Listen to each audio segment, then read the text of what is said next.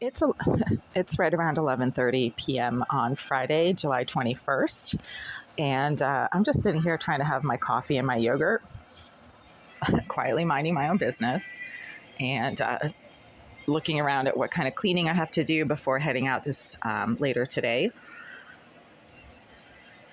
And there has been a party out on the street directly across from my windows going on for 2 hours now. It started at around 9 a.m. and it's now 11:30, and there's some really loud music and people shouting, and that's been nonstop for 2 hours.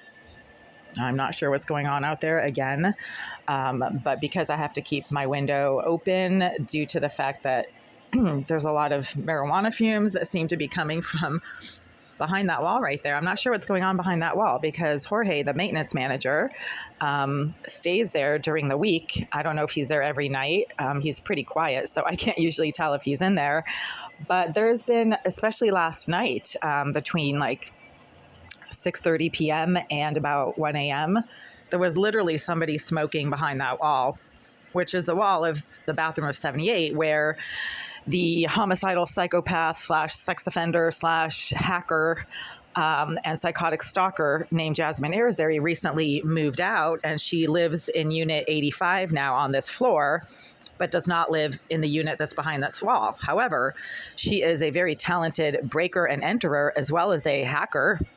So she can electronically break and enter into devices. She can also physically break and enter into locked doors, and she's been verifiably picking the lock to my door for years. A few times while I was lying in bed, she unlocked the door to my unit when it was locked and when I was lying in bed, and she showed me that she could do that by standing in the doorway and singing, and she did this about 3 times. So the fact that she's sitting behind that wall when Jorge is not there smoking and deliberately engaging in attention-seeking behavior that is exactly identical to the same attention-seeking behavioral patterns that she exhibited during the 8 years she lived behind that wall means that she's, obviously still continuing to access the unit behind that wall when its occupant isn't there. I mean, maybe she's friends with him. Maybe he's letting her hang out in there. Maybe she thinks it's okay. I don't know. But all I know is that I have to keep the window open all the time because there's a lot of fumes and odors of marijuana, cigar smells, cigarettes, like really nasty burning rubber kind of smell. I don't know what she smokes. Could be crack. Like I said in a few prior videos, if I don't understand what's going on in this building and people are behaving completely like in an insane manner, like sitting in cars for 5 hours, blasting music nonstop, nobody gets in or out of the car, they're just sitting in the car directly in front of the entrance to the building. Like, why would anybody do that if they're not delivering food or they're not dropping somebody off? Then it's probably crack, right? Like they're just smoking crack. So she's probably just smoking crack behind that wall. That's why I smell burning rubber. And it never comes from the hallway. It doesn't come from the unit below because last Saturday, there were a bunch of workmen in the unit below working and not smoking, but my entire kitchen area and bathroom were filled with nonstop cigar and marijuana fumes for 2 hours while there were workmen in the unit below not smoking. So the smoke does not come from below. It comes from the bathroom behind this wall, which is why it's always the most intense right here and in my bathroom because it comes from the wall directly behind my bathroom. This is what management doesn't understand. Any substance that is either a liquid or a gas is most concentrated and most intense at its source. And the source is always right where you smell it, right? Where you smell it or where you taste it, right? So if you dilute something in a liquid and it goes to the bottom, you're going to taste it most intensely when you drink the liquid from the bottom, not from the top. That's how odors work as well. They are most intense at the source. So when management says, oh, your bathroom is filled with marijuana smoke because somebody below is smoking, it's coming from the wall behind my toilet and behind my shower stall.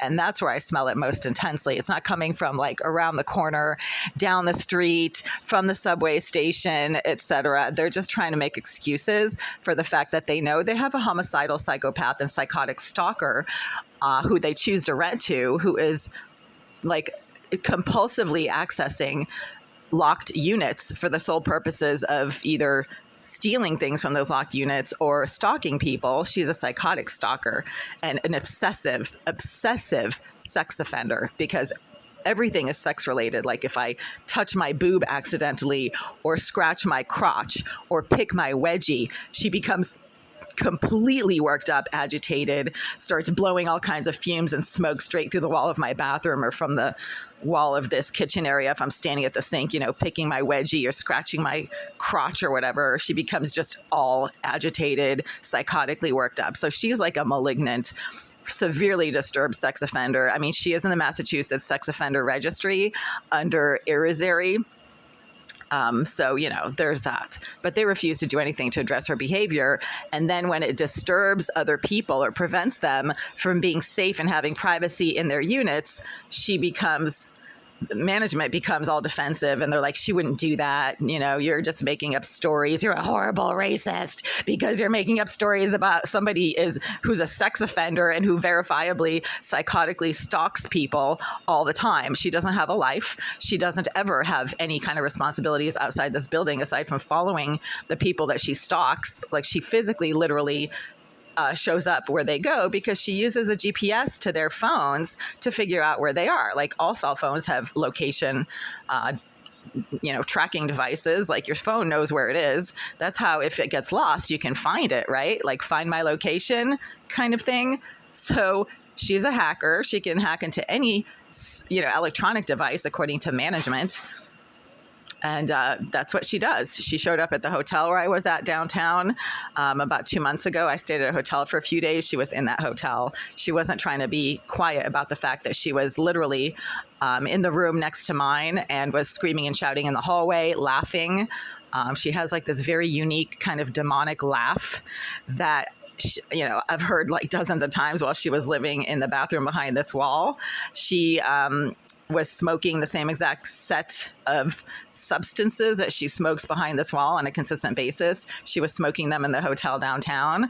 It's not a stretch to figure out that, if she can hack into my cell phone, she can figure out which hotel I go to, and then she can get into the hotel's reservation system and get herself a room near the one where I'm at. I mean, it's not science fiction. This isn't brain surgery. It's basic hacking 101.